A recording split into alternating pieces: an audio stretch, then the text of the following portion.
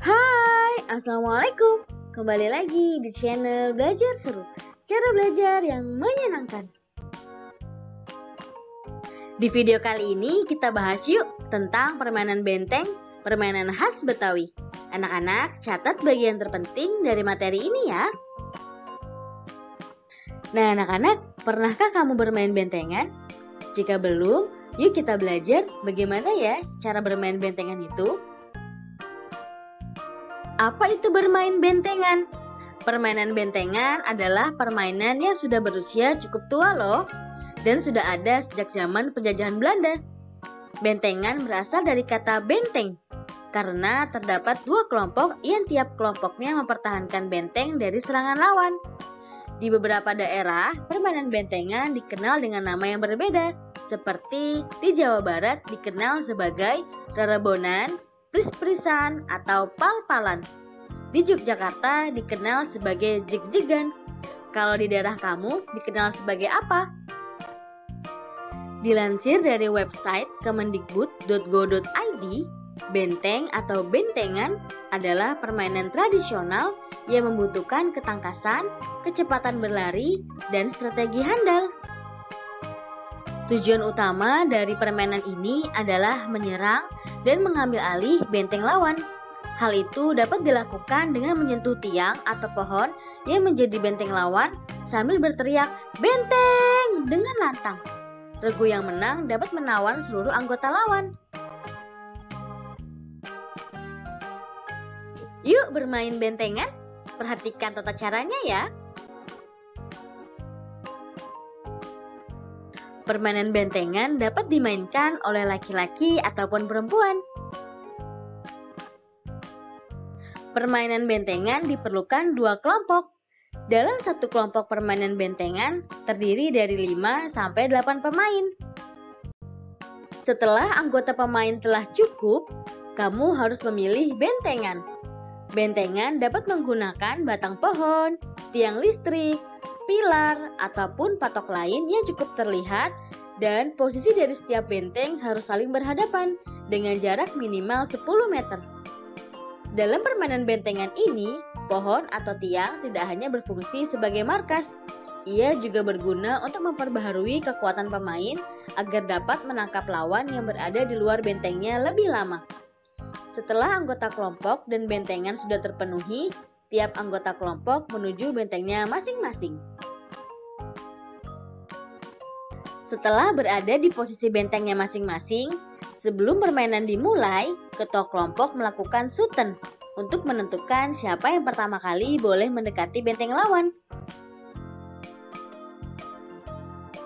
Di sekitar benteng tersedia area aman atau safe zone yang bisa dipakai anggota pemilik benteng untuk menunggu tanpa perlu khawatir disentuh musuh.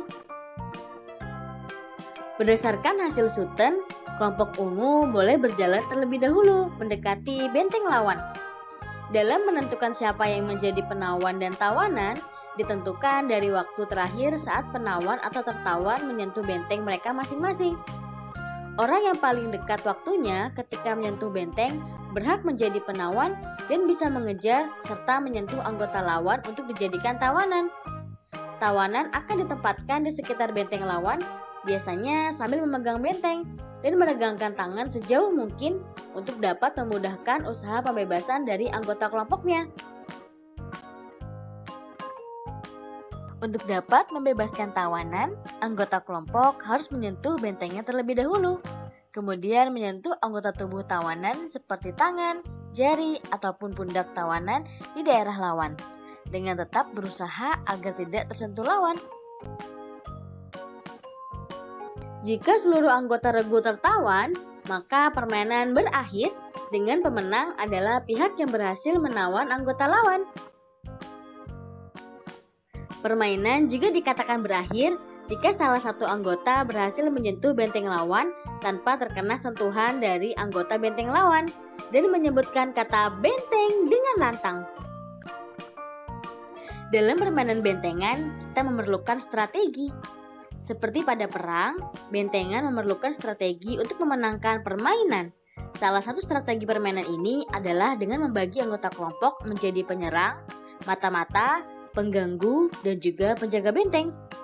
Penyerang bertugas mencari celah agar dapat menyentuh benteng lawan.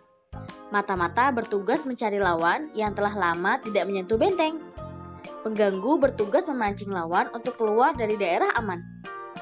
Penjaga benteng harus menjaga benteng mereka dari pihak lawan yang ingin menyentuh benteng.